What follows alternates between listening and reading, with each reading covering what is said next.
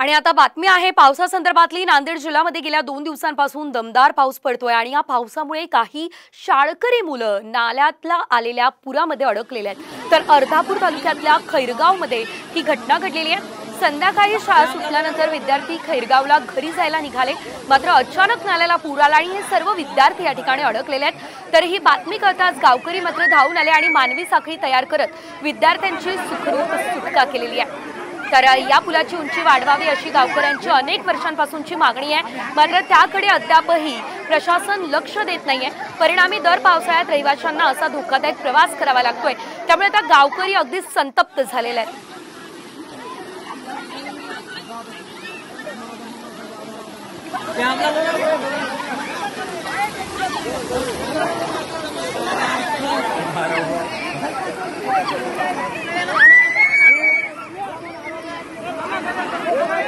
झाल्यामुळे तिथं जास्त नदीला नाल्याला पूर आल्यानं ती उंची कमी असल्यामुळे आम्ही तिथं कडा गेल्यानं तर पाण्याचा प्रवाह असा होता की आम्ही साखळी पडत असून आम्हाला पण ती मदत ओढत होता। मोठीच जीव धरून आम्ही मुलाला वाचवलं। खूप वर्षाची आमची मागणी आहे रोडगी आणि खैरगाव हे रस्त्याची जोडणी करून चांगला रस्ता करा।